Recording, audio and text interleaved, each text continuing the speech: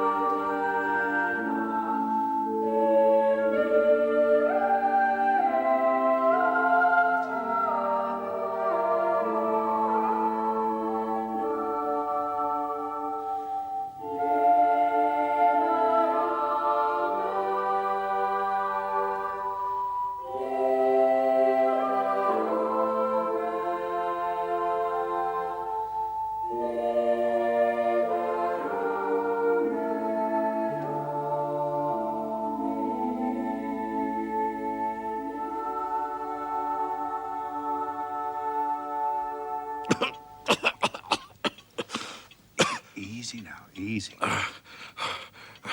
I must apologize. I have been a little overwrought. I'm a doctor, sir, and I must insist that you relax yourself and say nothing until you have eaten. Thank you. If I might have a biscuit and a glass of milk, I have no doubt I should soon be better. Mrs. Hudson is preparing something at this moment. Please forgive this weakness. I really must... Mr. Holmes. At your service. Master of Arts. Doctor of Philosophy. Principal of the Priory School. It is not every day, Dr. Huxtable, that so distinguished a castaway as yourself is beached upon my hearthrug. In speculating what storm had blown you hither, I took the liberty of searching your person. I hope you will forgive me. Yes, of course. Please, sit down. Your watch, unblemished for at least 30 years, suddenly, this morning, scratched. When you thrust those coins unthinkingly into your waistcoat pocket, the stern habit of a lifetime trampled underfoot. A small occurrence, perhaps, but only small, I think, in the way that a vibrating needle may signal an earthquake. The state of your beard demonstrates a considerable disruption to your routine. 3 days ago? Just so. Mr. Holmes, I beg you to accompany me north to Mackleton immediately. A matter of the utmost importance. I regret. Dr. Watson and I are extremely pressed just at the moment. I'm retained in the case of the Ferris documents, and Dr. Watson tells me that he's run off his feet by this recent epidemic of scarlet fever. And then, of course, the Abergavenny murder coming up for trial. Now, only a very important issue could call us away at the present. Important, sir. Important. I dare say you've heard of the Duke of Holderness. The former cabinet minister. More than that, Watson. The letter's after his name. Ha! Almost half the alphabet. One of the greatest subjects of the crown. Eh, Dr. Huxtable? One of the greatest, and probably one of the wealthiest. He is also, I am proud to say, my neighbor. Holderness Hall, his country seat, is across the valley from the Priory School. The Duke is an intensely solitary man. He abhors the prospect of public scrutiny. But such is his anxiety in this matter, that His Grace is prepared to write a cheque for £5,000 to see the business solved, and another £1,000 to see justice visited upon the villains. That is how important it is.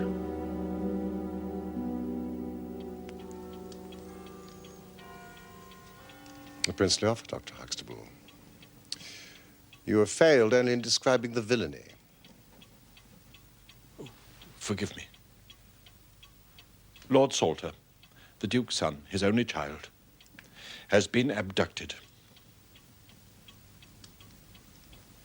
From the Priory School, Yes, where he was in your care.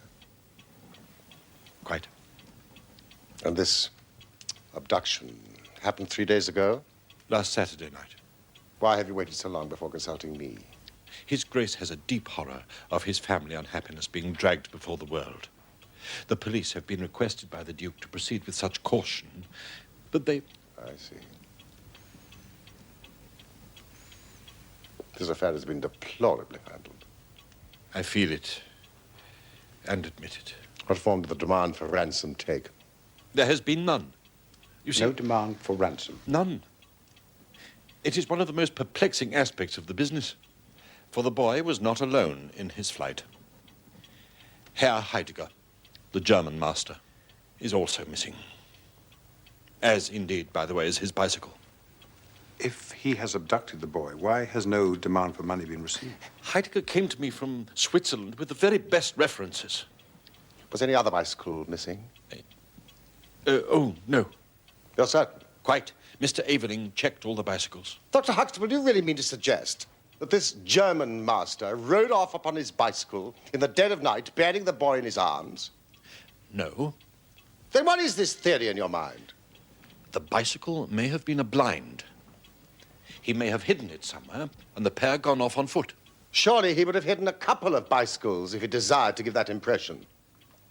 Yes, I suppose he would. Of course he would, Dr. Huxtable. This blind theory of yours will not do.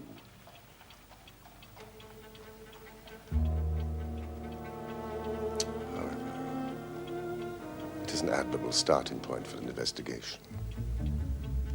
Watson, would you send for a cab immediately? Now, Holmes. Sat. And pack! We have just enough time to catch the overnight train from St. Pancras. Dr. Huxtable, I should do a little work at your doors. Perhaps the trail is not so cold, but the two old hounds like Watson and myself may get a sniff of it. I imagine the arrival of Lord Salter at your school must have been quite a feather in your cap. My proudest moment, Mr. Holmes. Ever since Blackwell's published Huxtable's Sidelights on Horace. A notable little success in its day. You may have heard of it. No. How old is the boy? 9. And he's been with you how long? Oh, since the beginning of the winter term. An unusual boy. He seemed to be fitting in well. He, Yes? I was about to say, he was not entirely happy at home. The Duke's marriage had not been a peaceful one. It ended in separation by mutual consent last year. The Duchess has returned to her father's palazzo in Venice. This picture of the Duke's marriage, how did you come by it? Is it common knowledge? I've had some confidential talks with Mr. Wilder, the Duke's secretary. He has been most helpful. And I suppose it has been established that the boy has not returned to his mother in Italy. Oh, yes. Yes, it has. I cannot tell you, Mr. Holmes, what a relief it is to me. Watson! Your picnic, sir. Mrs. Hudson. How did you guess? Experience, Mr. Holmes. Well, that means the two doctors can picnic away to their heart's content on the train. Even I may find my appetite is keener for a few days in the bracing atmosphere of the Peak Country.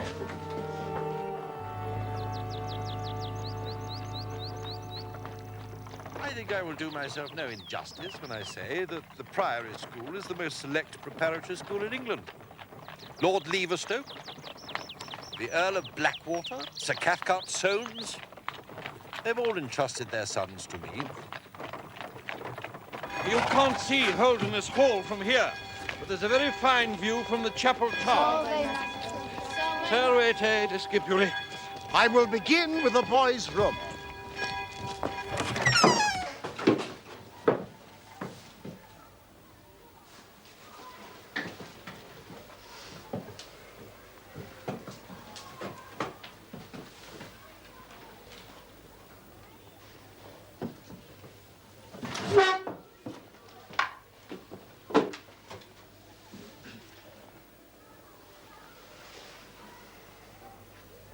From his father? It arrived on the morning of his disappearance. Had you received one from Italy? Not recently. Where is the letter now? It cannot be found. It must have been on the boy's person when he was abducted. Who sleeps in the adjoining room? Shall we, Discipline? Now, you're the sort of chap, I dare say, who would sleep through a thunderstorm. I don't think you would, sir. Really? And why is that, do you suppose? There's a mouse, sir. In the wainscot, sir. And it wakes us both up, sir. Sometimes, sir. Mouse? So any noise from Lord Salter's room... Well, the door creaks, sir. We always hear the door. On the night of the disappearance, did you hear anything then? No, sir. We couldn't even hear the crying. Crying? Yes, sir. He sometimes cries, sir. Sometimes, sir.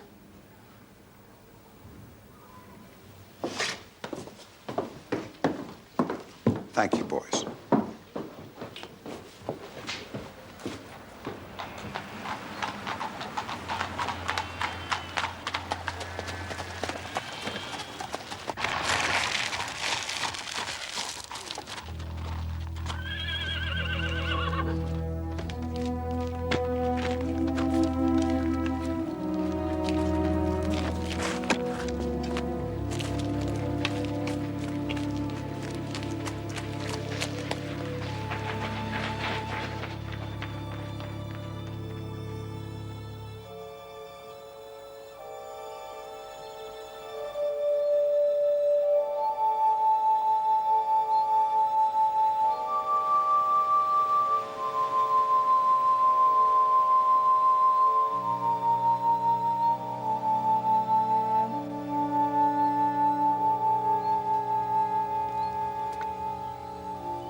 You have found nothing in the grounds?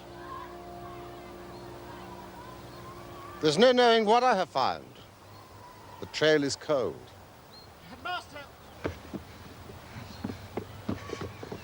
Headmaster! The Duke of Holderness is here, Headmaster. Thank you, Mr. Aveling. With Mr. Wilder. Mr. Holmes? Yes. The Duke is waiting, Mr. Holmes. That will never do.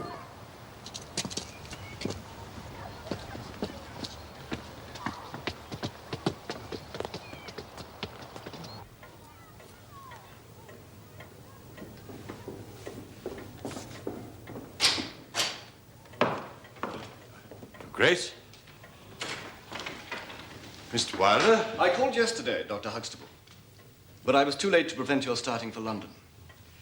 His Grace is surprised, Dr. Huxtable, that you should have invited Mr. Holmes to undertake an investigation without consulting him first. When I learned that the police had failed... It is by no means certain that the police have failed. Oh, but surely, Mr. Wilder... You are well aware, Dr. Huxtable, how anxious His Grace is to avoid all public scandal. He prefers to take as few people as possible into his confidence. I'm sorry, Mr. Wilder. The matter is easily remedied. Mr. Sherlock Holmes can return to London by the morning train. Oh, hardly that. Hardly that. I enjoy your invigorating northern air. I shall spend, at any rate, a few days upon your moors. Who knows, I may at least find Herr Heidegger's bicycle, if nothing else. This is not a trivial matter, Mr. Holmes. I am gratified that you think not, Your Grace. If there was meaning in that remark, Mr. Holmes, I'm afraid it escaped me. Your only child has disappeared. Your hopes, your future, your noble family itself is threatened with dissolution. Your point, sir? I ask, Your Grace, what is modesty to this? To your child's life? What is reputation? But then it might be replied, what is continuance without honor? However, I believe you are largely in the right, Mr. Holmes. If you refer to the constraints I have placed upon the activities of the police, then perhaps I have imposed too much. I have a morbid fear of the public gaze. It would be foolish not to avail ourselves of Mr. Holmes's services, James, now that he is here. Mr. Holmes. Your Grace. Perhaps you would like to come and stay with us at Holderness Hall. I thank Your Grace, but I think for the purposes of my investigation, it would be wiser for me to remain here at the scene of the mystery. As you wish. Mr. Wilder or myself will be available to provide you with any assistance that you might require. Might I ask whether you have formed any explanation as to the mysterious disappearance of your son? No, sir, I have not.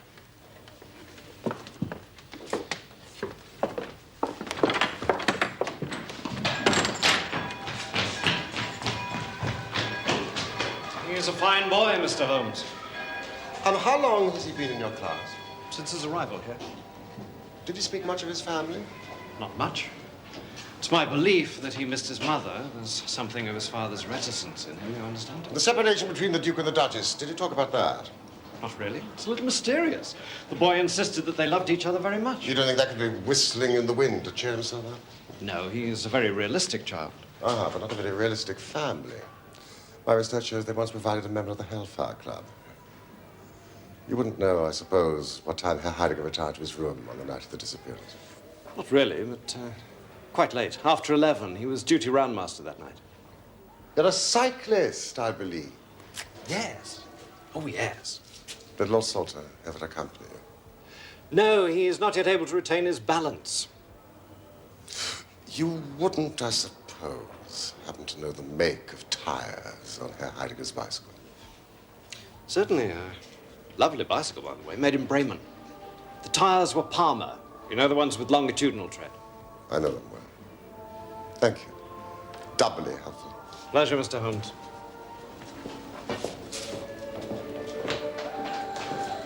Dinner will be at 8.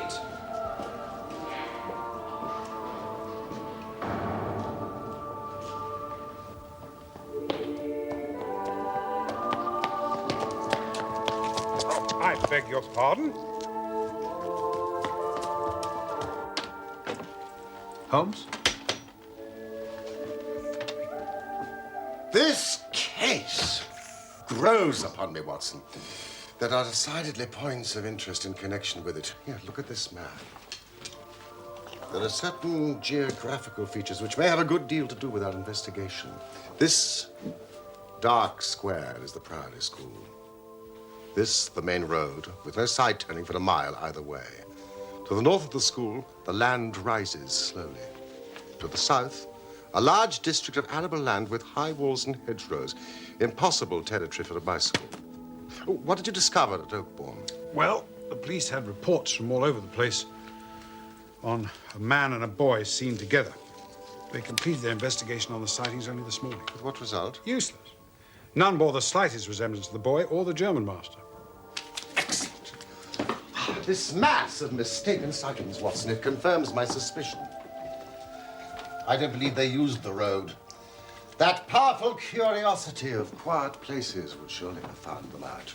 I don't think they used the road at all. Yeah, but the bicycle. A good cyclist does not need a road, Watson. The moor is intersected with paths. And remember, the moon was at the full. No, it is to the north that our quest must lie. You have done well, Watson. Dinner soon, you'll be happy to hear.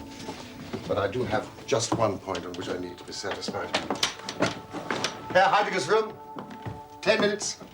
Mr. Holmes has been delving into the origins of the Holderness family. Like many ancient minds, it sprang from a very muddy source. Muddy, Doctor? Well, not to be too delicate about it, they were cattle thieves. A warrior class, ingenious, daring, but the basis of their wealth was running off with other people's cows. Holmes even tells me that the Holderness has furnished one of the madder members of the Hellfire Club.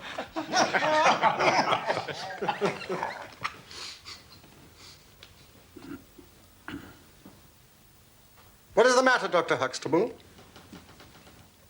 It is nothing. There is clearly something. I expect too much, I'm sure. It is a fault, I'm sure. Tell us your expectations. I do not expect miracles. I think I am not a man who demands the miraculous. But you have discovered nothing. We have advanced not a jot since the moment we left London. Although, indeed, that is not true. You have discovered two things, both falsehoods. One, a squalid piece of gossip, and the other, an apocryphal and insulting fancy about the origins of my great patron.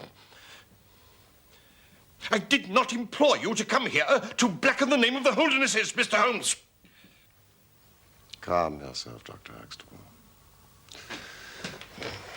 We have, in fact, advanced some way. I can, for example, describe to you in some detail what took place at this school on that fateful night. Also the behavior of your excellent and faithful German master. Faithful Heidegger? What, sir? Herr Heidegger retired to his room soon after 11 o'clock. He was the duty master that night. Now my friend and colleague, Dr. Watson, will impersonate. Heidegger has still 2 hours' work ahead of him, and it's been a long day. He allows himself the comfort of removing his jacket. He moves across to the chest by the door and pours himself a glass of sherry. Badly needed fortification for the task that lies ahead.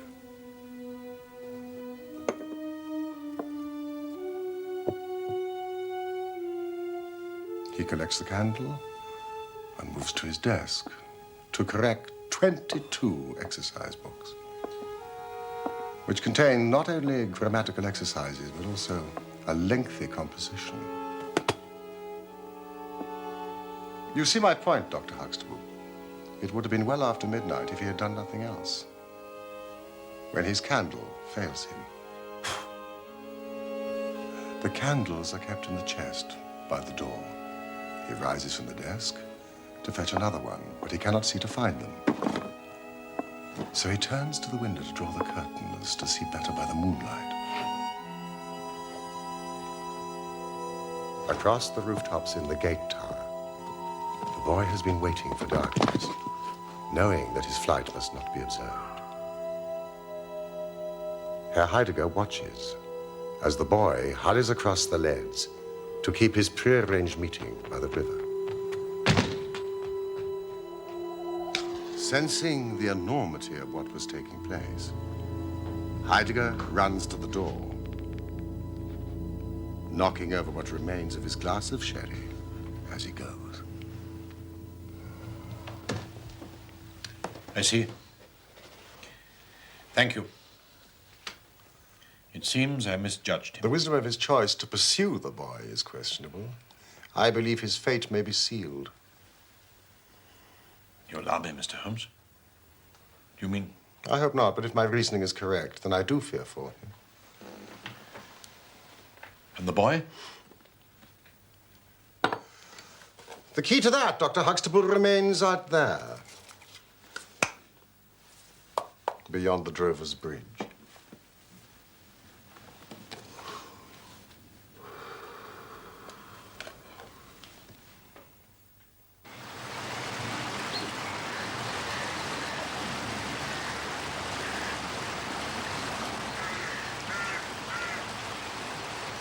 Poor beast. Carrion crows. They've earned their name. So we're assuming the boy was taken away on horseback, are we not? Certainly. Otherwise, Heidegger would not have needed a bicycle to pursue them. But the only tracks we found are cattle, Holmes. Holmes? A track, Watson! A track!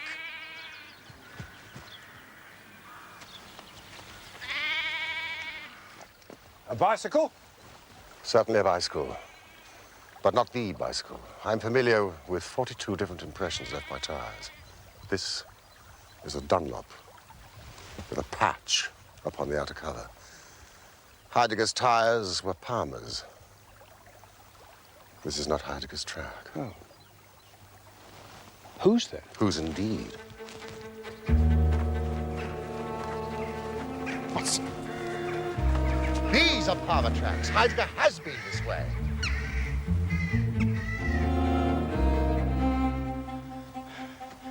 Absolutely extraordinary. Dunlop tracks for 150 yards. They vanish. And Palmer tracks quite clear, leading to these rocks. They vanish too. Not a sign of a horse anywhere. Watson, you have a blazing talent for observing the obvious. Should have bought some luncheon. Anyway, what was Herr Heidegger cycling after? Cows? Presumably they didn't abduct the child on the back of a cow.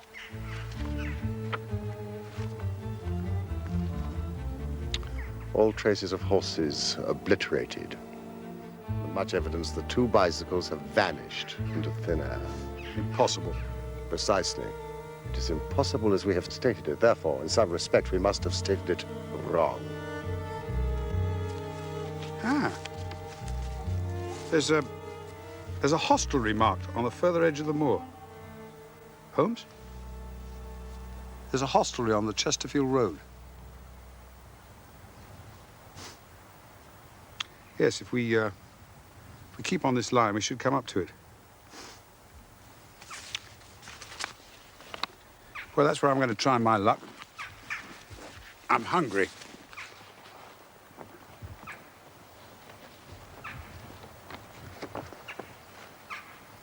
Holmes. Lunch! Of course, my dear fellow, you must be starving. Now, observe that map. You will see that there is a hostelry about 3 miles in this direction. We'll need some food if we're going to face the Duke of Holderness later.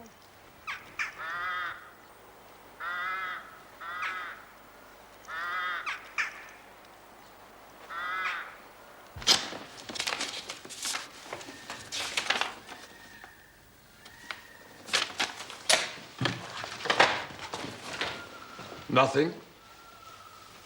Nothing. I must tell His Grace.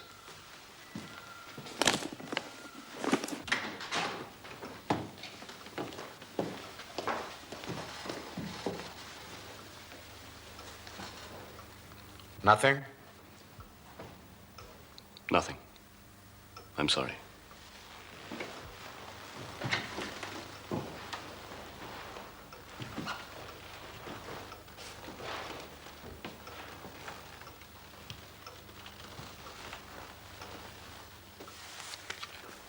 I'm sorry.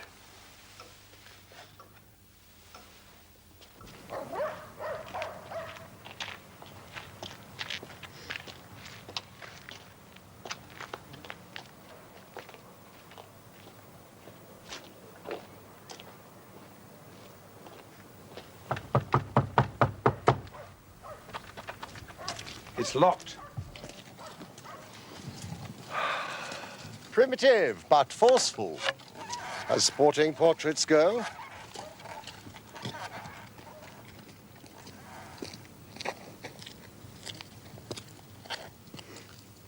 Mr. Reuben Hayes? How do you know my name? It's printed over the door. We were looking for some refreshment Were you?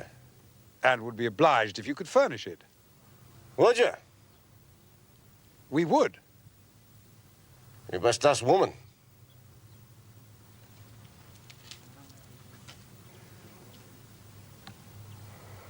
Insufferable lout. If we're going all the way to Holderness Hall this afternoon, let us try to hire those unprepossessing beasts. What do you say?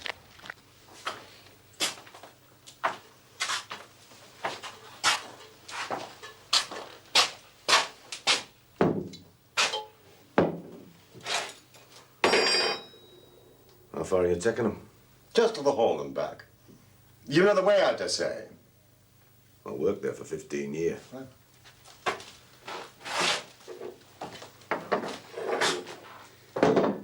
Yeah, you can take them. My word, Mr. Hayes, you have injured yourself. snap. I am a doctor, sir, and I assure you it is. You should have it attended. How did you come by it? One of my dogs did it. Those scratches. What about them? Well, to judge at a glance, they were that far apart. What animal would make such a scratch? Probably a descendant of Champion Jack. Cockfighting is forbidden by law and has been for 50 years. Many things are forbidden by law. What law is there in such places as these? Ah, excellent, Mrs. Davis. Thank you. What have you cooked for me? White pudding, swedes, and nips.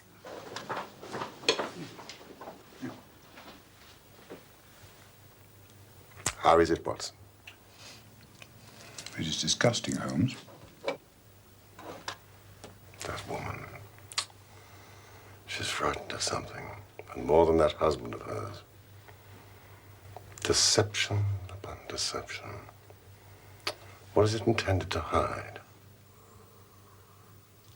Deception?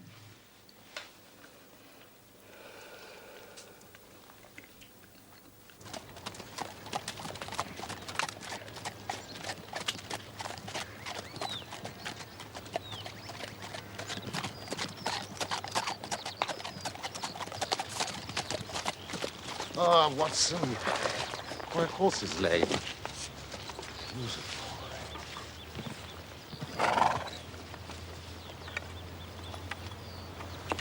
That's odd.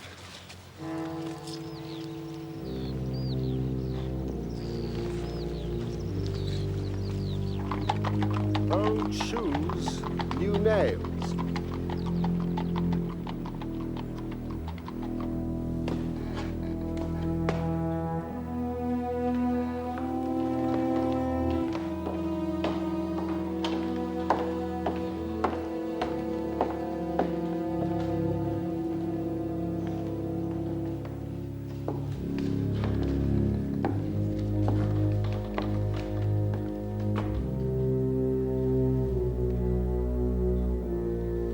Gentlemen, His Grace will see you now.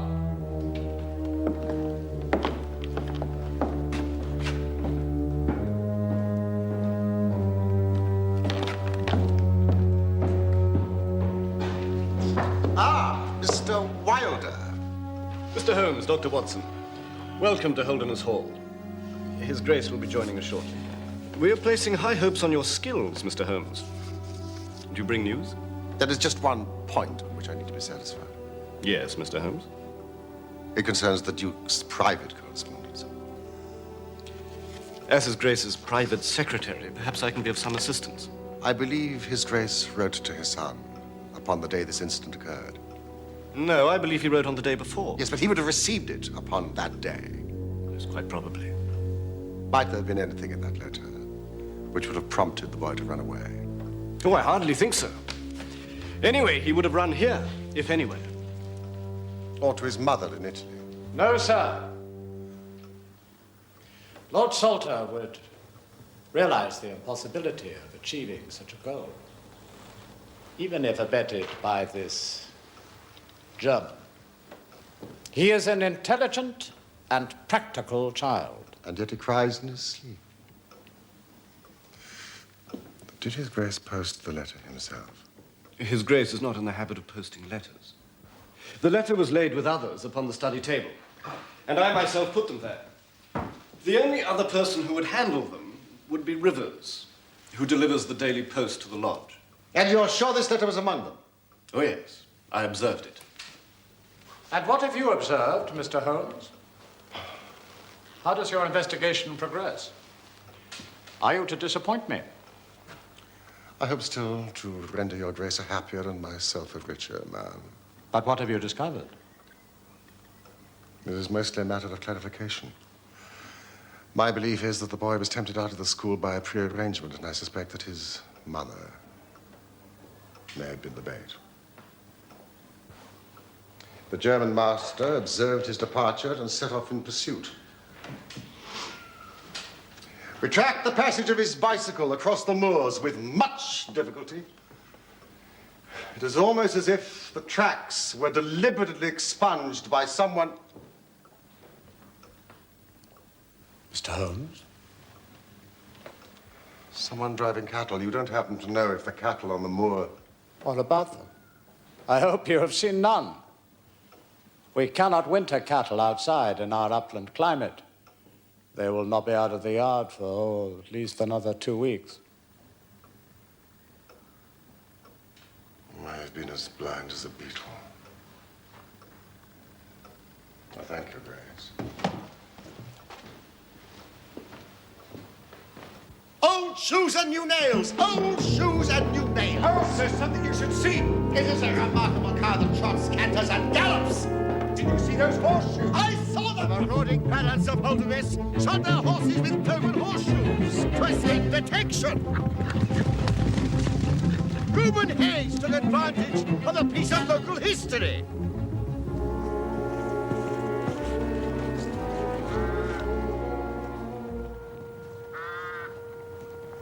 It's bad, Watson. Bad. Those vultures of the north mark the spot.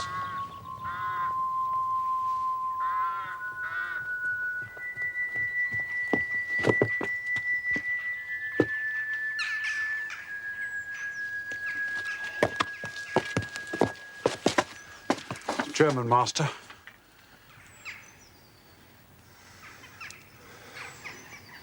What's left of him?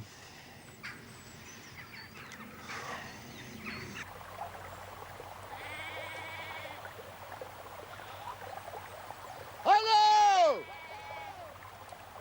Hello!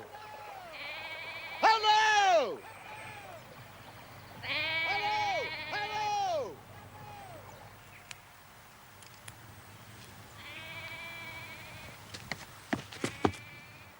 Skin and blood. Only a microscope would tell if it's human. A consistent edad with the scratches on Hayes's neck. Oh, yes. Cause of death? Strangulation. The larynx is quite crushed. That shepherd can be our messenger to the Priory School with the news of this tragedy. We must proceed on foot, Watson. I was warm at that inn. Warm, as the children say. The trail grows colder every step I take away from it.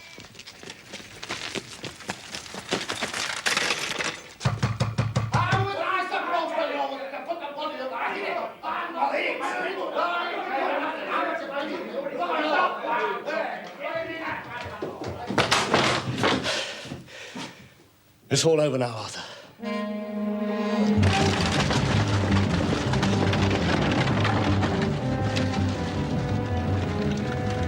Reuben Hayes. Let's hope we're not too late. A Donald with a patch on the outer cover.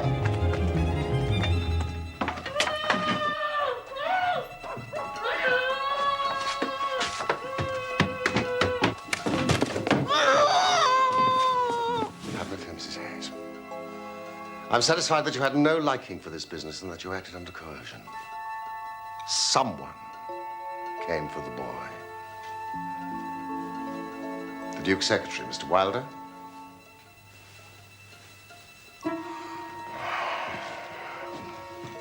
Which way did they go? Across the moor? Towards the Chesterfield Road. Will Buick's cottage. Excellent, Mrs. Higgs. I was the lad of the Duke's household, Watson.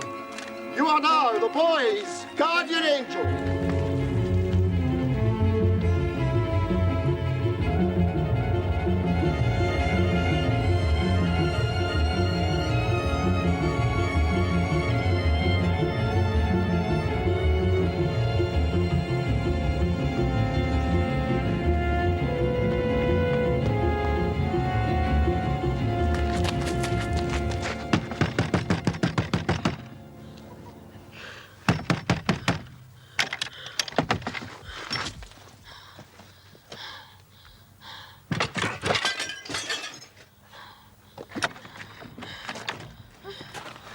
Come on.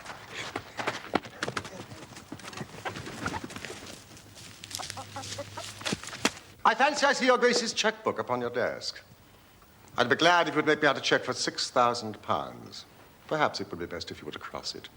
Capital and Counties Bank, Oxford Street branch are my agents. I do not possess a temperament, Mr. Holmes, that appreciates the kind of acidulous pleasantry that clearly amuses you. I am sorry, but I do not see how James, Mr. Wilder, could possibly be implicated in this business, and you have urged no proof of it. But I possess the proofs. It is beyond debate. The mud is scarcely dry upon the cloven horseshoes in your casements. Why do you doubt my word? You seem to suffer from a blindness to your own interests, which borders on madness. Your Grace, those portraits in the hall of you and your father as young men, there your family lineaments are very clear. How long has Mr. Wilder been in your service? What is your meaning? How dare you, sir? You do not understand. You are a barbarian. You will never. Please leave me immediately.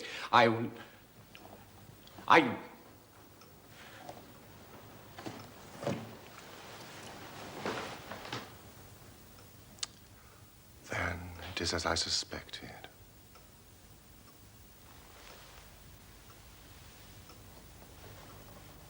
Mr. James Wilder is your son.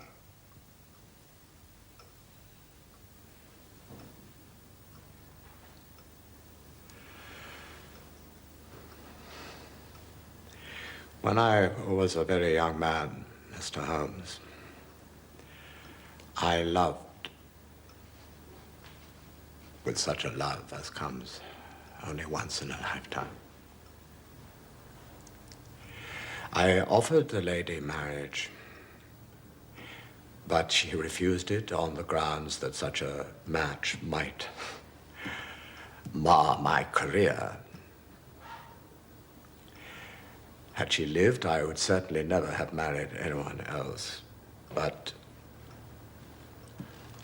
she died and left this one child, James, whom for her sake I have tended and cared for. I could not acknowledge paternity to the world, but in all other ways, I have treated him like my son. He has required, but not warranted, a father's forgiveness many times. And I have forgiven. I have forgiven. I have forgiven much. Your Grace, you have done all you can for Mr. Wilder. You must realize that he is lost to you. He's conspired to abduct Lord Salter. He's an accessory to a murder, however unwittingly. He must be found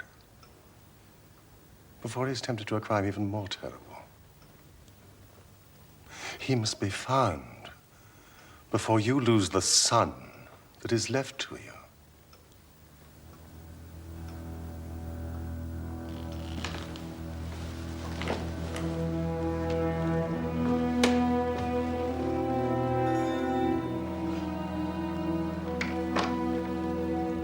Rivers, you are to organize a search of the moor, westwards in a line from the temple to the pavilion. You are to employ the entire staff without exception. You are looking for my son, Lord Salter. If you find Mr. Wilder, please see that he is detained and brought to me.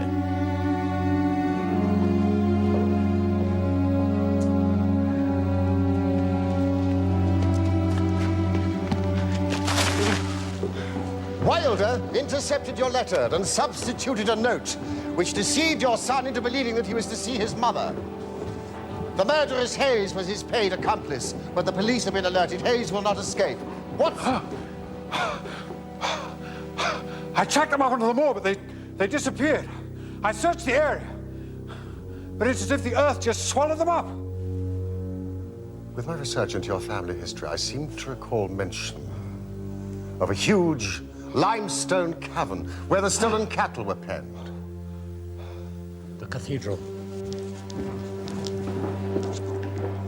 Come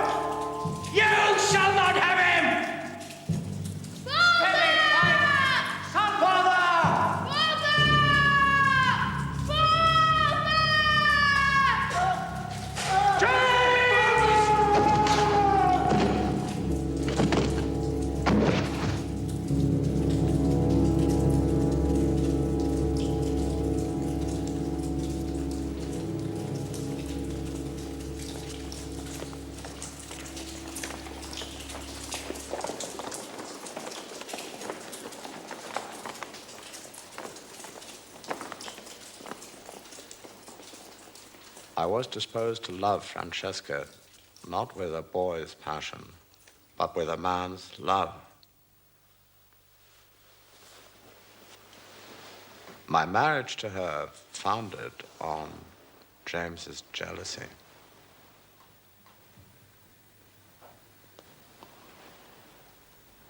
As long as I could see his mother's faith and manner in him, James knew he could keep me from the love I owed my wife. Even his cruelty to Arthur, I could not send him away even for that. So I sent Arthur away instead. What did he hope to achieve by kidnapping his brother? Money? Legitimacy? And power. Power over me. He delighted in exercising power over me, whom he knew to have denied him power. But you suspected that he was behind the abduction? In my darkest moments, yes. Yet somehow I hoped to save him. Well, a long penance it has seemed. I can only hope that Francesca will forgive me.